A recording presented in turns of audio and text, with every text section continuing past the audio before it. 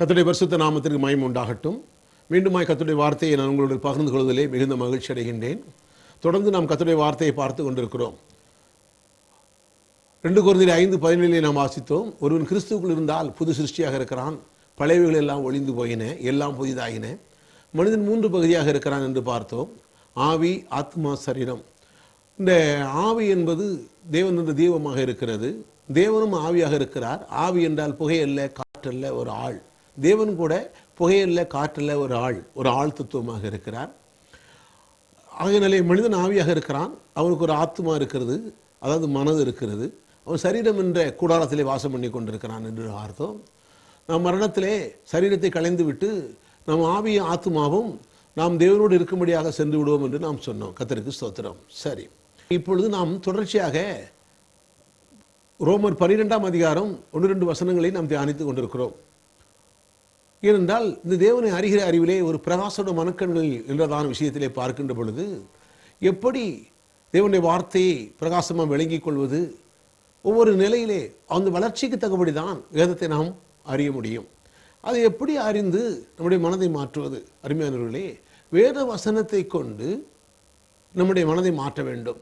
ரோமர் 12:2 என்ன வாசித்தோம்? நீங்கள் பிரபஞ்சத்துக்கு ஒத்த வேஷம் தெரியாமல், ரோமர் 12:2, இந்த பிரபஞ்சத்துக்கு ஒத்த வேஷம் தெரியாமல் தேவனுடைய நன்மையும் பிரியமும் பரிபூர்ண சித்தம் என்று பகுத்தறியத்தக்கதாக உங்கள் மனம் புதிதாகிறதுனாலே மறுரூபமாகுங்கள். அப்போ மனதை மறுரூபமாக்க வேண்டும்.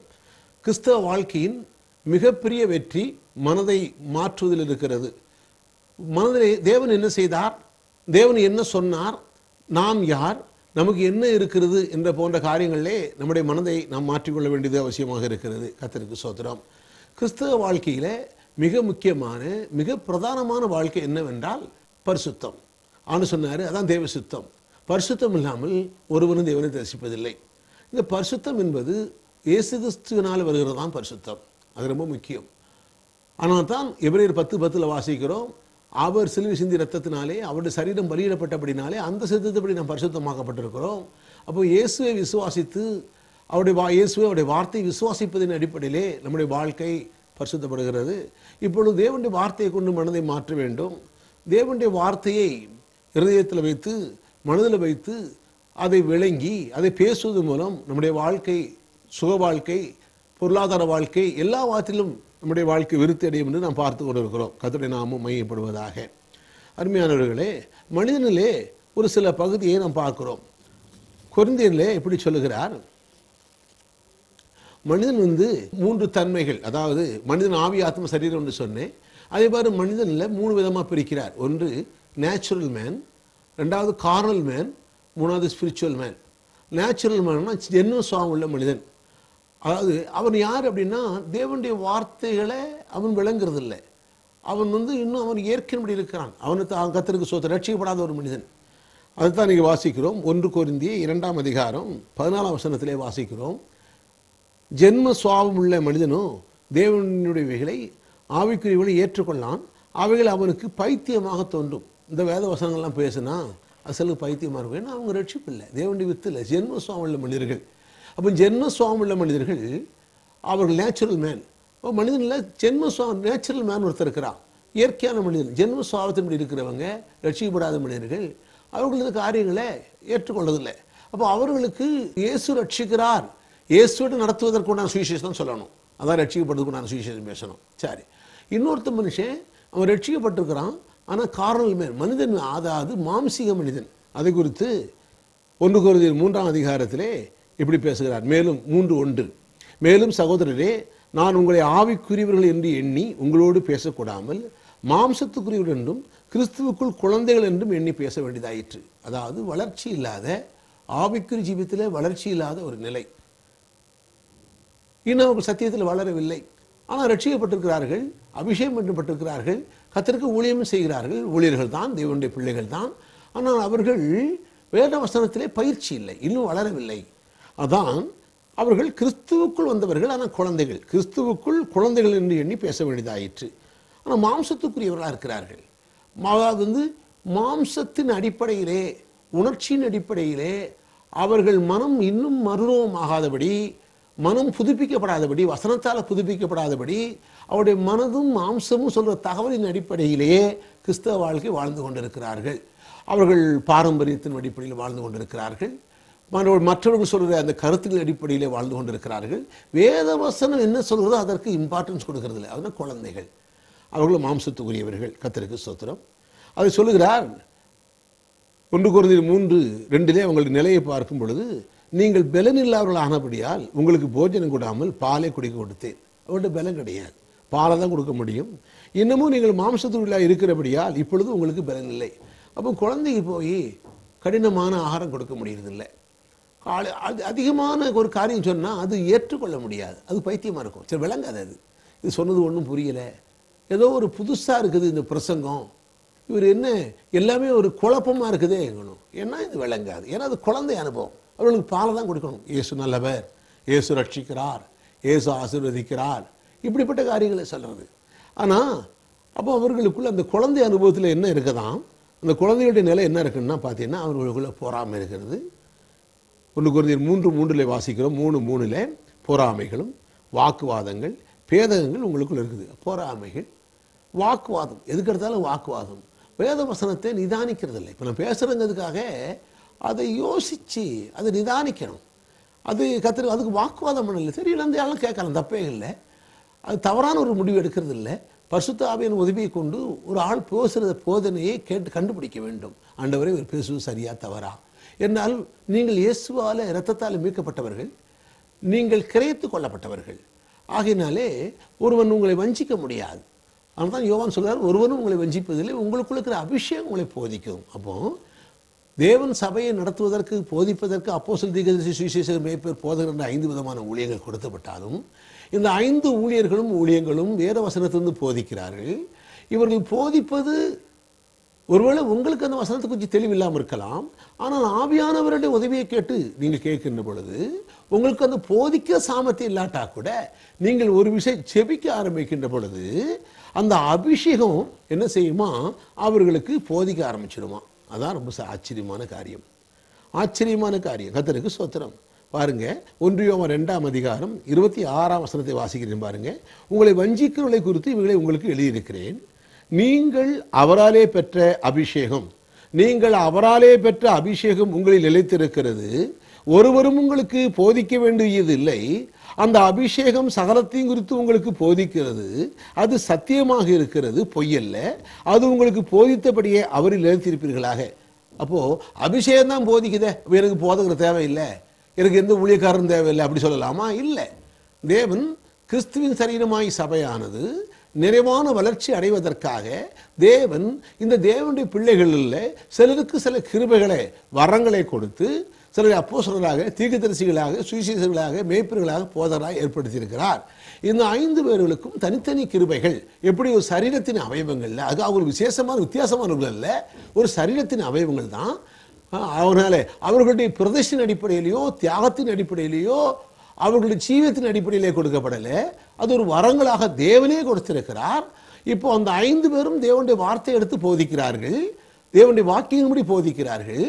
ஆனால் அந்த போதிக்கிற காரியங்கள் நாம் கேட்கிற மற்ற தேவனுடைய பிள்ளைகள் அவர்கள் தவறாய் போதித்தால், நீங்கள் செபிக்கின்ற பொழுது ஆவியானவரை நோக்கி செபித்து ஆண்டவரை ஒரு போதிப்பது சரியா தவறா என்று நீங்கள் கேட்கின்ற பொழுது அந்த அபிஷேகம் உங்களை போதிக்கும். என்ன போதிக்கும்னா, இந்த போதகர்கள் போதிக்கிற காரியம், இந்த மேய்ப்பர் போதிக்கிற காரியம், இந்த சுவிசேஷகர் போதிக்கிற காரியம், இந்த அப்போஸ்தலர் போதிக்கிற காரியம், இந்த தீர்க்கதரிசி போதிக்கிற காரியம் சரி என்றால் உணர்த்துவார். உள் உணர்வில் எஸ், யாரோ ஒரு உணர்த்துவது போல எஸ் எஸ், ஆம் ஆம் ஆம் என்று உணர்த்துவார். இல்லை என்றால் அவர் போதித்து கொண்டே இருக்கின்ற பொழுதே உள் உணர்வில் இது தப்பு, இவர் பேசுறது தப்பு, இது தப்பு, இது தப்பு, இது தப்புன்னு உணர்த்தப்படும். அதாங்க சொல்றாரு. ஆனால் இன்னொரு பிரச்சனையும் இருக்குது. கர்த்தருக்கு ஸ்தோத்திரம். அந்த பாருங்க, பூச்சி இருட்டில் கல்லுக்கு அடியில் ஒரு சில கல்லுகளை புரட்டி பார்த்தோம்னா அதில் சில பூச்சி இருக்கும். அந்த வெளிச்சத்தை பார்த்த உடனே என்ன ஆகுன்னா திருப்பி ஓடியே போய் இருட்டுக்குள்ள போயிடும். சிலருக்கு காலாகாலமாய் பிற்போக்கான காரியங்களையும் பிற்போக்கான எண்ணங்களையும் பிரசங்கத்தை கேட்டு கேட்டு அந்த விதத்திலே மனதை பயிற்சி பண்ணினவர்கள், நாம் முற்போக்கான விதத்திலே தேவன் நல்லவர், அவர் நன்றி கெட்டவர்களுக்கும் துரோகிக்கு நன்மை செய்கிறவர், ஆகாருடைய மகன் துஷ்டனாக இருந்த போதிலும் கூட சாராளின் அடிமைப்பண்ணாகிய ஆகாரே இவன் வயிற்றுல துஷ்டன் இருக்கிறான், நான் அவனை ஆசீர்வதித்து மிகவும் பெருக பண்ண சொன்னவர், இயேசுவை ஏற்றுக்கொண்ட தேவனுடைய பிள்ளைகள் நம்மை ஆசீர்வதிக்கிறவர். நம்மை உயர்த்துகிறது என்று சொல்லுகின்ற போது நாம் அல்ல, பாடுகள் தான், நம்ம தரித்திரம் தான், ஆண்டவர் அடிப்பாரு, ஆண்டவர் நொறுக்குவாரு, இப்படியே கேட்டு கேட்டு இருட்டிலே வாழ்ந்துட்டா இந்த வெளிச்சத்தின் சத்தியத்தை பேசும்போது கூட உடனே எப்படி அந்த பூச்சிகள் வெளிச்சத்தை பார்த்து இருட்டை பார்க்கறது போல, இருட்டை நோக்கி ஓடுவது போல சில ஆரம்பத்திலே என்ன ஆகுன்னா அவர்கள் இந்த பிரசங்கத்தை ஏற்றுக்கொள்றதில்லை. ஏன்னா நான் முதல்ல பேசும்போது எத்தனை பேர் சொல்லி ஏற்றுக்கொள்ளதில்லை. என் மனைவியே ஏற்றுக்கொள்ளலை, பயங்கர குழப்பம் மாதிரி தெரிஞ்சது. அதுக்கப்புறம் அவங்க ஜெபம் பண்ணும்போது கர்த்தர் அவர்களுக்கு விளக்குனார். ஆகையினால்தான் கர்த்தரை நோக்கி பாருங்கள். ஆகையினாலே அருமையானவர்களே, அப்போ இந்த விளக்கத்தை வெளிச்சத்தை பார்த்த முதல்ல கண்ணு கூசும், அப்புறம் கொஞ்சம் கொஞ்சம் பழகும் போது வெளிச்சத்தை பழகும். வெளிச்சத்தின் பிள்ளைகளாக இருக்கிறீர்கள். ஆகையினாலே தேவ வசனத்தின் வெளிச்சத்திலே இருங்கள், தொடர்ந்து கேளுங்கள், எல்லா போதனைகளையும் கேளுங்கள், அபிஷேகத்தை சார்ந்து வாழுங்கள், ஆவியானவரை சார்ந்து நீங்கள் வாழுங்கள். கர்த்தருக்கு ஸ்தோத்திரம். அப்படியானால் நாம் இங்கே சொல்ல வேண்டியதான காரியம் என்ன வாசிக்கிறோம்? அபிஷேகம் ஒரு மனிதனுக்கு போதிக்கிறது. சரி, நீங்கள் எப்படிப்பட்டதான வாழ்க்கை, நேற்றைய தினம் நான் சொன்னேன், 4 விதமான அறிக்கையை பற்றி சொன்னேன். முதலாவது யூதர்கள் செய்த பாவ அறிக்கை, அது நமக்கு யூதர்களுடைய சமாச்சாரம். இரண்டாவது ரட்சிக்கப்படுவதற்கு செய்ய வேண்டிய அறிக்கை குறித்து பார்த்தோம், ரோமர் 10:9 பார்த்தோம். மூன்றாவது விசுவாசி ஆன பின்பு பாவம் செய்தால் அவர்கள் செய்கிற பாவ அறிக்கையை சொன்னோம். இப்போ இந்த விசுவாசிகளில் குழந்தையின் அனுபவத்தில் இருக்கிற ஒரு நிலை, அந்த குழந்தையின் அனுபவத்தில் இருக்கின்ற போது என்ன நடக்குதுன்னா வாக்குவாதம் வருகிறது, பொறாமை வருகிறது, பேதங்கள் இருக்கிறது. சரி, இவர்கள் இன்னும் குழந்தை அனுபவம் இன்னும் வளர்ச்சி இல்லை. அவங்க என்ன சொல்லுவாங்களாம் 3:4 ஒருவன் நான் பவுலை சேர்ந்தவன் என்றும், அதாவது 1 கொரிந்தியர் 3:4 ஒருவன் நான் பவுலை சேர்ந்தவன் என்றும் வேறு நான் அப்போலோவை சேர்ந்தவன் என்றும் சொல்லுகிறபடியால் நீங்கள் மாம்சத்தீர்வுகள் அல்லவா. இந்த பிரிவினைகள், ஓ மதம் ஏன் மதம், ஓன் ஜாதி ஏன் ஜாதி, உங்கள் சபை எங்கள் சபை, நான் அவரை சேர்ந்தவன், நான் அந்த சபை இந்த கிறிஸ்து இயேசு ரத்தத்தால் கழுவப்பட்ட அத்தனை பேரும் ஒரு சபை தான், ஒரே ஒரு சரீரத்தில் அவயவங்கள் தான். அவர்கள் பல பிரிவினையும் பல போடு வச்சிருக்கலாம், அது அவர்களுக்கு வைத்து கொண்ட போடு. ஆனால் எந்த நிலையில் இருந்தாலும் இயேசு கிறிஸ்துவை ஆண்டவராக இரட்சகராக ஏற்றுக்கொண்டால் நீங்கள் தேவனுடைய பிள்ளைகள். இயேசு அவர்கள் இலவசமாய் கிறிஸ்து இயேசுவின் மீட்பை கொண்டு நீதிமானாக்கப்பட்டவர்கள். இயேசுவை விசுவாசித்து ஏற்றுக்கொண்டால் நீங்கள் பரிசுத்தவான்கள். அதான் கொலோசியர் 1:19-20 என்ன சொல்கிறது? கர்த்தருடைய நீங்கள் பரிசுத்தவான்கள், குற்றமற்றவர்கள், கண்டிக்கப்படாதவர்கள், இயேசுவின் சிலுவை நடனம் கிடைத்த பாக்கியம். சரி, நீங்கள் எந்த சபையாக இருக்கலாம், ஆனால் அந்த குழந்தை அனுபவத்தில் உள்ளவங்க என்ன பண்ணுவாங்க? நான் அப்போலோவை சேர்ந்தவன், நான் அந்த சபையை சேர்ந்தவன், இந்த சபை எங்கள் சபை தான் பெருசு, உங்கள் சபை தான் பெருசு. இது குழந்தை அனுபவங்க. அதுதான் இங்கே சொல்றாரு. நீங்கள் ஒருவன் பவுலை சேர்ந்தவர் என்றும் வேறொரு அப்போலோவை சேர்ந்தவர் என்று சொல்கிறபடியால் நீங்கள் மாம்சத்துரியர்கள் அல்லவா. அப்படியான மனிதன் 3 மனிதனை பற்றி பேசுகிறார். ஒன்று நேச்சுரல் மேன், இன்னொன்று கார்னல் மேன், அதாவது நேச்சுரல் இயற்கையின் மனிதன், ஜென்ம சுவாவல மனிதன். அவனை பற்றி விட்டுடுங்க, ரட்சிக்கப்படாதவன். இப்போ ரட்சிக்கப்பட்டவன் வளரல, அவன் மாம்சத்துக்குரியவன், கார்னல் மேன். ஆகையினால அவங்களுக்கு வாக்குவாதம் இருக்குது, பொறாமை இருக்குது, பேதகம் இருக்குது, பிரிவினை இருக்குது. ஏன் ஜெப ஓன் ஜெப, நாங்கள் தான் பெருசு, இவங்க தான் பெருசு, அப்போல்லோ தான் பெருசு, இல்லை பவுல் தான் பெருசு, இல்லை பேதுரு தான் பெருசு. எல்லாம் மாம்சத்துக்குரியவன நிலை என்று சொல்கிறார் இல்லைங்களா? கர்த்தருக்கு ஸ்தோத்திரம். அப்போ இன்னொரு மனிதனை பற்றி பேசுகிறோம். அவன் யாரு? ஆவிக்குரிய மனிதன். அவனை குறித்து 1 கொரிந்தியர் 2:15 ஆவிக்குரியவன் எல்லாவற்றையும் ஆராய்ந்து நிதானிக்கிறான். எல்லா வசனத்தையும் கேட்குறான். இவர் என்ன பேசுகிறாரு, என்ன அர்த்தத்தில் பேசுகிறாரு, உடனே வேத வசனத்தின் வெளிச்சத்தில் இவர் பேசுவது சரியா தவறா என்பதை அவனுக்குள்ள இருக்கிற அபிஷேகத்தை சார்ந்து அவன் நிதானிக்கிறான். இந்த குழந்தை அனுபவத்தில் ரொம்ப குழந்தையாக இருந்தால் அவனு நிதானிக்க முடியாது.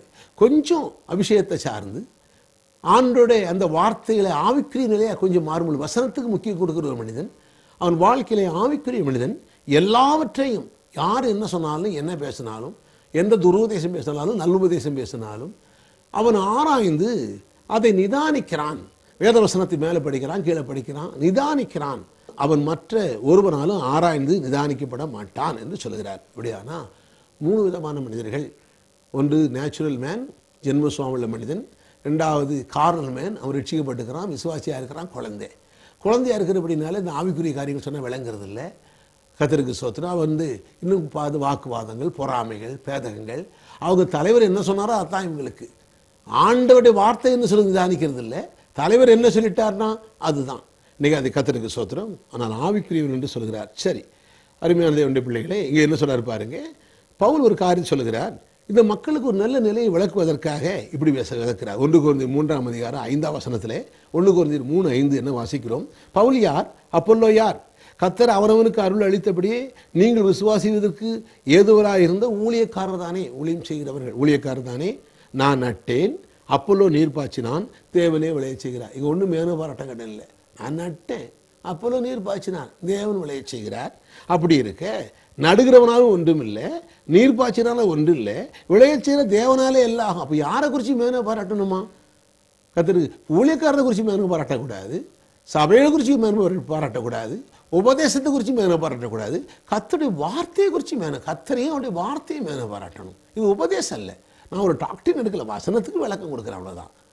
இது புதுசே உபதேசம் இல்லை, இது வித்தியாசமான நூதனமான டாக்டின் இல்லை. அருமையான தேவனுடைய ஜனமே, கர்த்தருடைய வார்த்தை உங்கள் கையில் இருக்குது, படித்து அதுக்கு நான் ஒரு வசனமாக விளக்கம் கொடுத்துட்டு போகிறேன். ஆனால் நான் என்னுடைய வீட்டில் நான் என்னுடைய சபையை நான் பேசுகிற இடத்துல பிரசவம் பண்ண ஆரம்பித்தேன் அப்படின்னா நான் என்ன பண்ணேன், ஒவ்வொரு நாளைக்கு ஒரு 3 வசனத்தை எடுத்து விளக்கம் கொடுத்துட்டு போயிட்டே இருப்பேன். அந்த வசனம் சொல்லுது அவளோட அர்த்தம், அது ரொம்ப பரவசமாக இருக்குது. கர்த்தருக்கு ஸ்தோத்திரம். அப்போ என்ன சொல்றாரு, அப்போது ஒரு ஊழியம் சொன்னால் நான் நட்டேன், அப்போலோ நீர் பாய்ச்சினான், தேவனை விளைவிச்சு. அப்படி இருக்க நான் பவுலை சேர்ந்தவன் அப்போலோ சேர்ந்தவன் சொல்லி என்ன பிரயோஜனம்? நான் தேவனை சேர்ந்தவன் சொல்லணும். நம்புறீங்களா?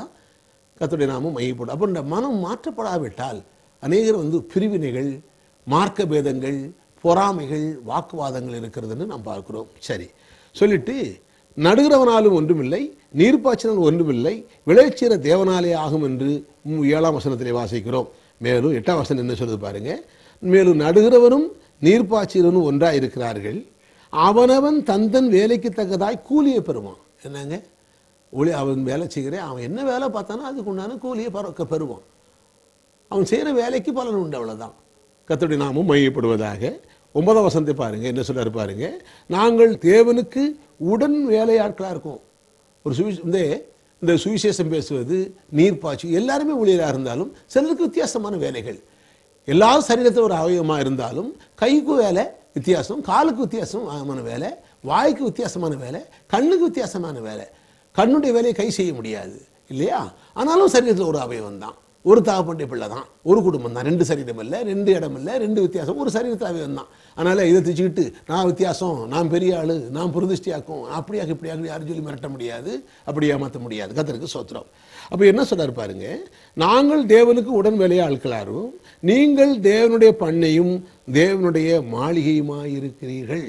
அப்போ நாங்கள் தேவனுக்கு உடன் வேலையாளாக இருக்கிறோம், ஒன்றா வேலை செய்கிறோம்.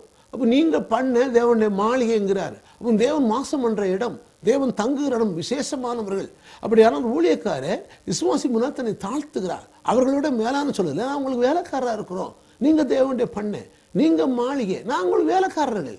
அந்த பண்ணையை தொடச்சி அந்த மாளிகையை சுத்தம் பண்ணி அந்த பண்ணையில் வேலை செய்கிற, அந்த பண்ணையை ஒழுங்குபடுத்தி செய்கிற வேலைக்காரர்கள். உங்கள் வாழ்க்கையில் வார்த்தையை கொண்டு வேலை ஒழுங்குபடுத்துகிறோம், அவ்வளோதான். இது எங்களுக்கு கொடுக்கப்பட்ட ஒரு வேலை, தேவனுடைய வேலை. கர்த்தருக்கு ஸ்தோத்திரம். எத்தனை நம்புறீங்க? அதான் சொல்ல, எனக்கு அளிக்கப்பட்ட தேவ கிருபையின்படியே கிருபைங்கிறார். இந்த ஊழியங்கிறது தேவ கிருபை. 10ஆம் வசனம், புத்தியுள்ள சிற்பாசிரியை போல நான் அஸ்திபாரம் போட்டேன், வேறும் அது மேலே கட்டுகிறான், அவனவன் தான் அதன் மேல் இன்ன விதமாக கட்டுறான் என்று பார்க்க கடவன். எதைத்தான் போடப்பட்ட அஸ்திபாரமாகிய இயேசு கிறிஸ்துவே அல்லாமல் வேற அஸ்திபாரத்தை போட ஒருவனாலும் கூடாது. இப்போ இயேசு தான் அஸ்திபாரம், பிரசங்கம் இயேசுவை தான் மையப்படுத்தணும். இயேசுவை வைத்து கொண்டு ஒவ்வொருத்தரும் ஒவ்வொரு விதத்தில் கட்டுறாங்க, வசனத்தை கொண்டு வியாக்கியானம் பண்ணுறாங்க. அவங்க கரெக்டாக பண்ணாங்கன்னா அவங்களுக்கு கிடைக்கும், ரிவார்டு கிடைக்கும். தப்பாக பண்ணால் ஒன்றும் கிடைக்காது. அதான் சொல்றாரு. அருமையானவர்களே, ஆகையினால் தான் இங்கே சொல்றாரு. திருப்பி பாருங்க, ஒருவன் அந்த அஸ்திபாரத்தின் மேல் பொன் வெள்ளி வெளியேறப்பட்ட கல் மரம் புல் வைக்கோல்வைகளை வைத்து கட்டினால் அவனுடைய வேலைப்பாடு வெளியாகும், நாளானது அதை விளங்க பண்ணும், ஏனெனில் அது அக்கினியால் வெளிப்படுத்தப்படும். அவனுடைய வேலைப்பாடு எத்தனை என்பது அக்கினியை பரிசோதிக்கும். அதன் மேல் ஒருவன் கட்டின நிலைத்தால் அவன் கூலியை பெறுவான்.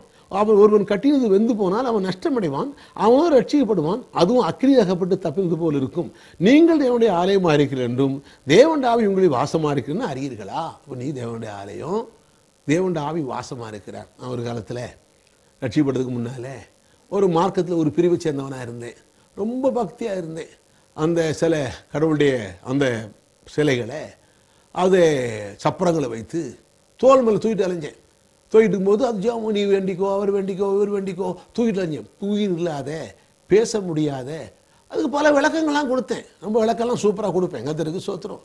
அந்த விளக்கங்களை கொடுத்துக்கிட்டு அதை தூக்கிட்டு, சில திருவிழா வரும் அந்த நாட்களில் தூக்கிக்கிட்டு அதுக்கு முன்னால் போகணும். அது பேச முடியாது, நடக்க முடியாத, அந்த அந்த உணர்வற்ற அந்த இதுகள் இருந்துச்சு, அதை பார்த்து நம்ம வேண்டிக்கிட்டு போகணும், அறியாத காலம். ஆனால் இன்றைக்கு என்ன சொல்கிறாரு, சத்தியத்தை அறிஞ்ச பிறகு அல்லது இயேசுவை ஏற்றுக்கிட்ட பிறகு நீங்கள் தேவனுடைய பிள்ளைங்க, இயேசு உங்களுக்குள்ளே வாசம் பண்ணுகிறார், கொலோசியர் 1:27 படி.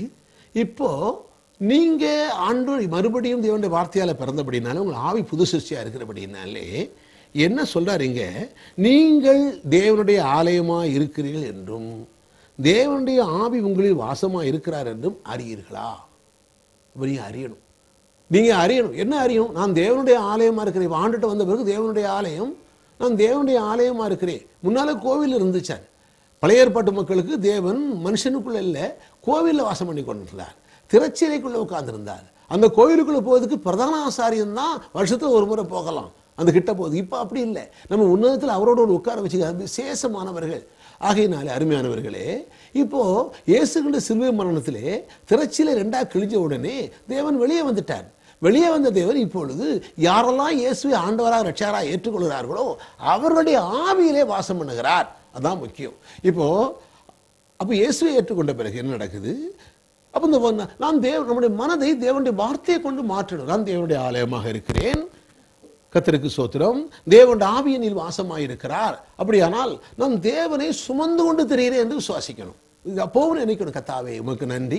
அப்போ என்னுடைய ஜெபம் கூட எப்படி இருக்கணும்? ஆண்டவரே வாரும் ஆண்டவரே, தயவு செய்து வாரும் ஆண்டவரே, இறங்கி வாரும் ஆண்டவரே கிடையாது. நான் தேவன் வேதம் சொல்லி எனக்குள்ள வாசம் பண்ணுகிறார் வேதம் சொல்லும்போது அதை விசுவாசிக்கணும். அப்போ நான் தேவனுடைய ஆலயமாக இருக்கிறேன். சொல்லுங்க, நான் தேவனுடைய ஆலயமாக இருக்கிறேன், தேவனுடைய ஆவி எனக்குள்ள வாசமாக இருக்கிறார். அப்படியானால் நான் தேவனை சுமந்து கொண்டு தெரிகிறேன். எத்தனை விசுவாசிக்கிறீங்க இல்லையா?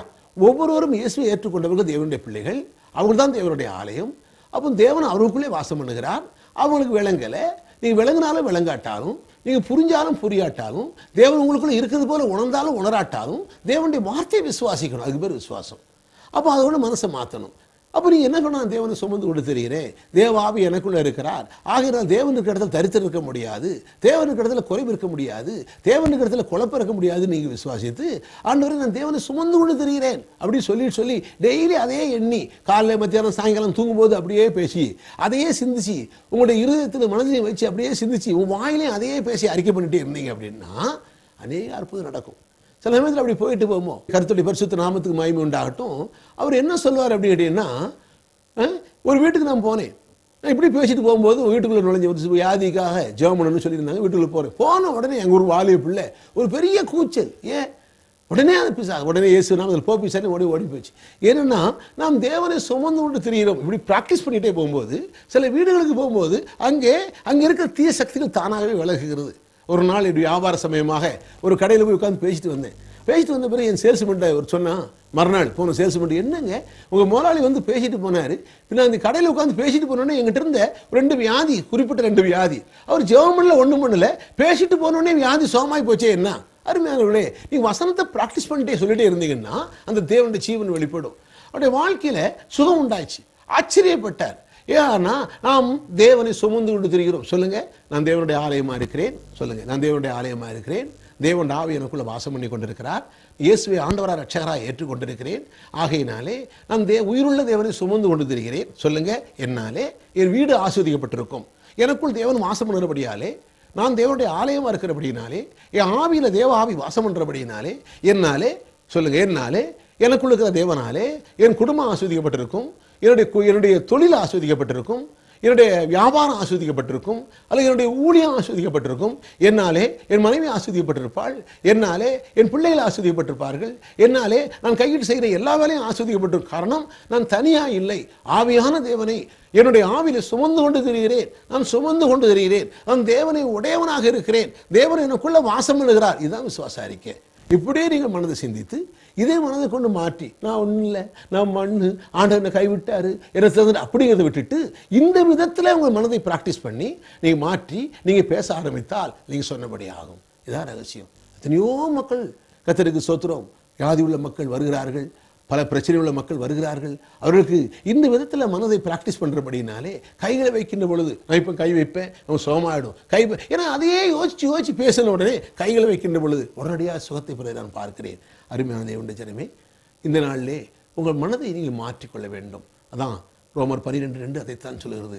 நீங்கள் பிரபஞ்சத்துவத்தை விஷம் தெரியாமல் தேவனுடைய நன்மையும் பிரியும் பரிபூர்ண சித்தனதென்று பகுத்தறியத்தக்கதாக உங்கள் மனம் புதிதாகிறனாலே மறுரூபமாகுங்கள்.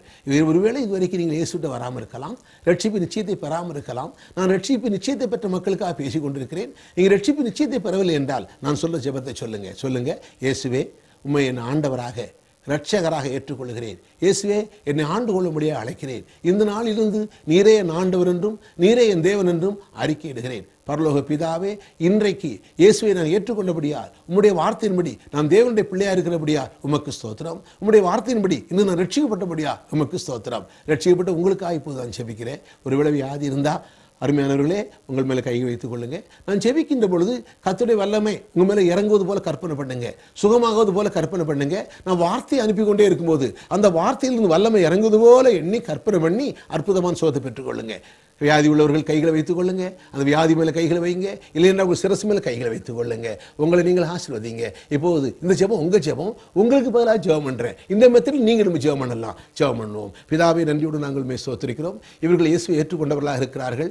ஆண்டவரே, இதோ இந்த பிள்ளைகளுடைய ஆசீர்வாதத்துக்காக வருகிறேன். இவர்கள் தேவனுடைய ஆலயமாக இருக்கிறார்கள். தேவனே, இந்த ஆலயத்திலே வியாதிக்கு இடமில்லை, பிசாசுக்கு இடமில்லை, பிரச்சனைக்கு இடமில்லை. இயேசுவின் நாமத்தில் வார்த்தையை அனுப்புகிறேன். நசரேயனாகிய இயேசு கிறிஸ்துவின் நாமத்திலே எல்லா வியாதிகளும் மறைந்து போவதாக, எல்லா குழப்பங்களும் மறைந்து போவதாக, எல்லா பலவீனங்களும் மறைந்து போவதாக, எல்லா கஷ்டங்களும் மறைந்து போவதாக. இயேசுவின் நாமத்திலே உச்சிலிருந்து உள்ளங்கால் வரை சுகம் உண்டாவதாக. இவர்கள் தேவனுடைய பிள்ளைகளா இருக்கிறார்களே, என் தேவனே, நன்றி கெட்டவர்கள் துரோகிக்கு நன்மை செய்கிறவர். இன்றைக்கு இவர்கள் பிள்ளைகளா இருக்கிறபடினாலே இப்பொழுது இந்த நாளிலே இயேசு கிறிஸ்துவின் நாமத்திலே எல்லா வியாதிகளும் மறைந்து போவதாக. இயேசுவே, ஆண்டவருடைய வார்த்தைக்காக ஸ்தோத்திரம். அவள் வார்த்தையை அனுப்பி அவளை சோமாக்கிறான் எழுதியிருக்கிறது. நான் எழுதப்பட்ட வார்த்தையை பேசுகிறேன். ஆண்டவரே, வானமும் பூமியும் ஒளிந்து போனாலும் வார்த்தை ஒளியாது என்று சொன்னீரே, அந்த வார்த்தையை பேசுகிறேன். அந்த வார்த்தை விசுவாசித்து அவர் தலைமையில கைவித்துக் கொடுத்தபடியா இப்பொழுது இந்த வினாடியே சுகம் உண்டாவதாக பெற்றுக்கொள்ளுங்க. கற்பனை பண்ணுங்க, சுகமான போல நம்புங்க. கர்த்தரை ஸ்தோத்திரம் பண்ணுங்க. நன்றி ஆண்டவரே, நான் சுகமானேன் சொல்லுங்க. நான் சுகமானேன் தேவன், நான் சுகமானேன். என்ன சுகமாக்குனதுக்காக நன்றி, என்ன சுகமாக்க நன்றி